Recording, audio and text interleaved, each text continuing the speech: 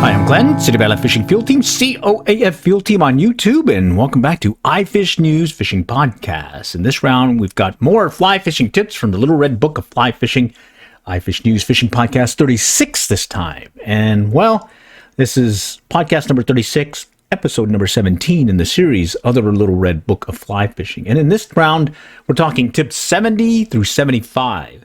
Alrighty, but before we go there, do want to make note that some recent things have us kind of sidetracked. Specifically, there's a pretty good sized storm that's coming our way, or at least winter weather. So we'll have to make some adjustments there.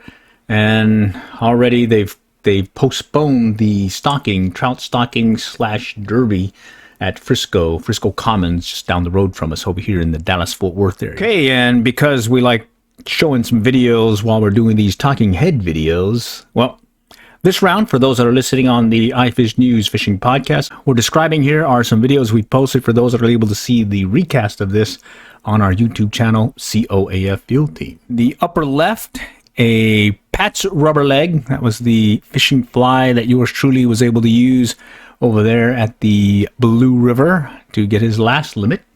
Below that, in the lower right, is a trip to Denison Dam where yours truly caught I think it was like a 26 inch, maybe 29 inch. I think it was 29.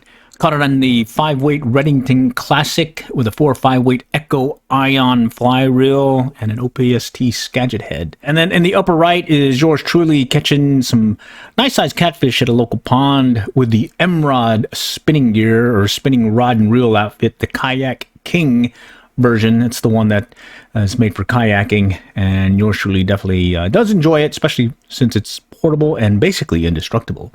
And speaking of catfish, in the lower right, yours truly now doing some jug lining and just showing some things that I had to do to basically take this nice size catfish back to shore. I think it was like over 30 inches or so.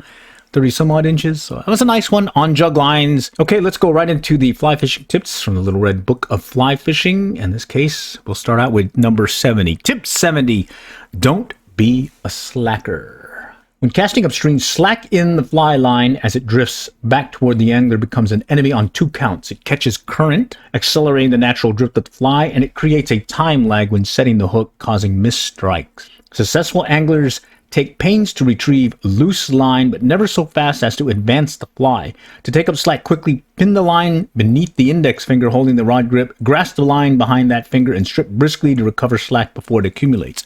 Oh yeah, that makes sense. I tend to do that. What they're talking about is you have your fly rod, and when you cast, put that line underneath your finger where you grip the rod, so that when you set the hook, you can help either set that hook or take up the slack out of the line, etc. So that's a good one to keep in mind. In fact, I've been guilty of that many times where I forget to do so.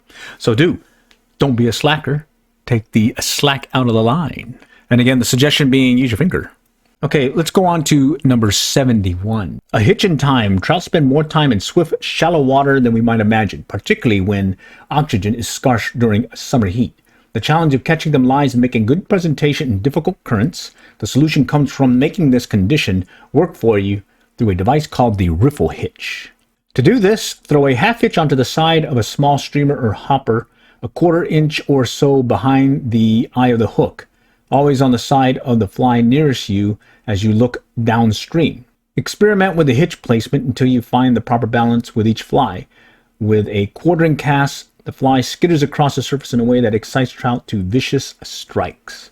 Wow, I've got to think about this one. So they're saying throw a half hitch onto the side of a small streamer. I got to think about this one. Maybe y'all can think of what they're describing here. Yeah, this one's throwing me, so let us know. Have you ever used the hitch in time, in this case a riffle hitch, to be able to, I guess, work some fast, shallow water? All right, we'll just keep this one in our back pocket for now and think about it once we maybe encounter it. Or maybe y'all can let us know if y'all have done so. A hitch in time, the riffle hitch. Okay, let's go on to number 72, Spider-Man rules. When trout turn lethargic, it's time for a wake-up call.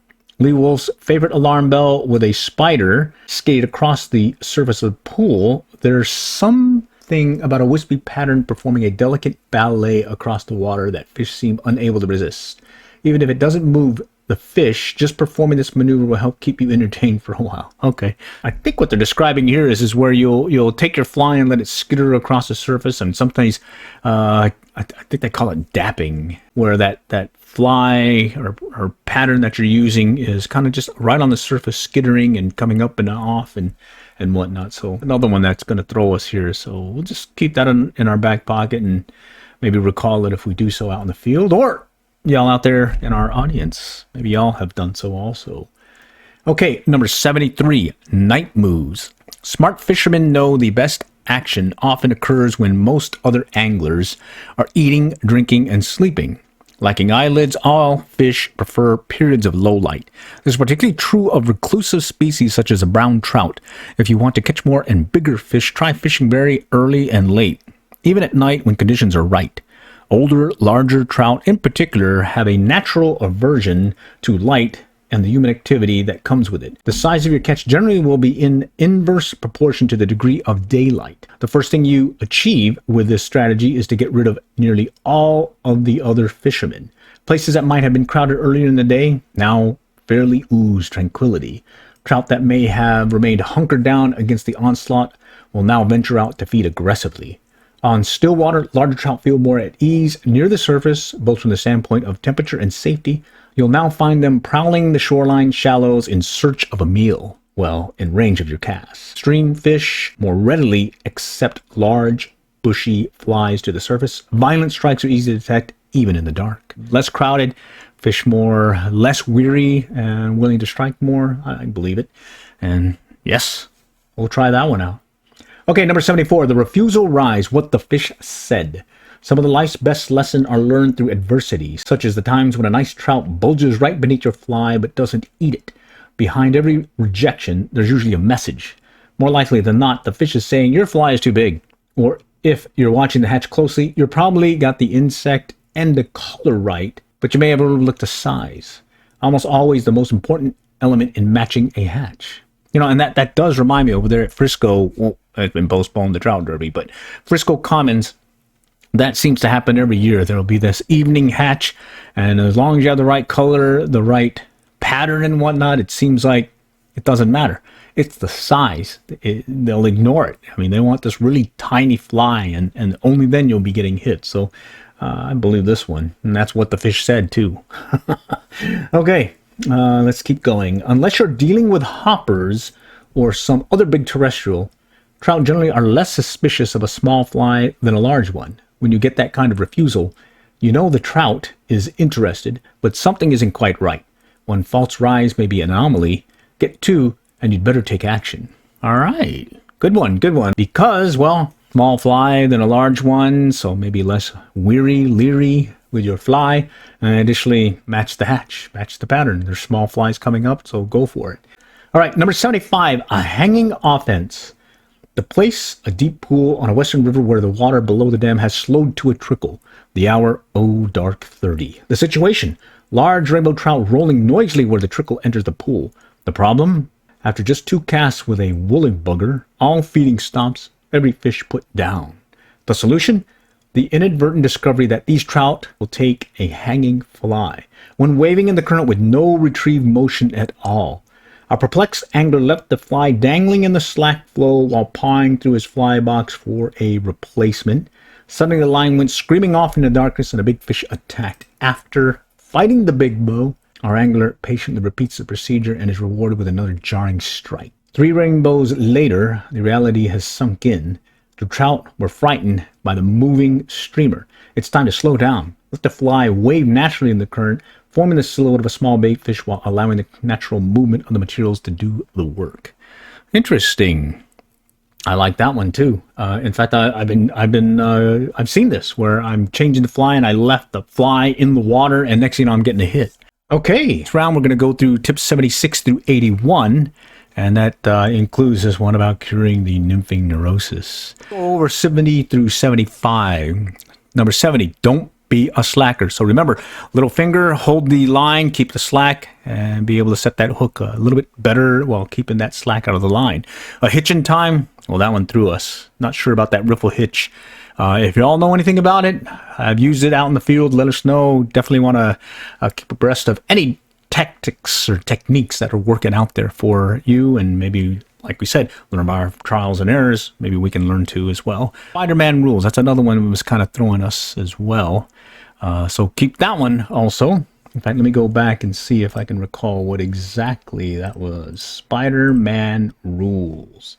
It's talking about some wispy pattern movement. I think we were talking about dapping. That's form of fishing. So that's another one that we'll have to just maybe revisit, or maybe hopefully y'all may have some more information there, and we can let others know as well. 73 night moves. That's the one where we're talking about.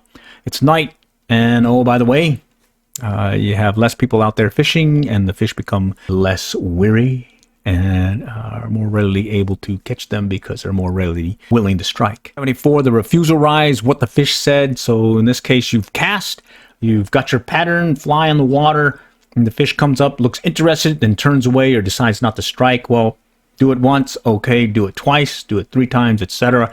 It's telling you something. That trout doesn't like it for whatever reason. So think about it.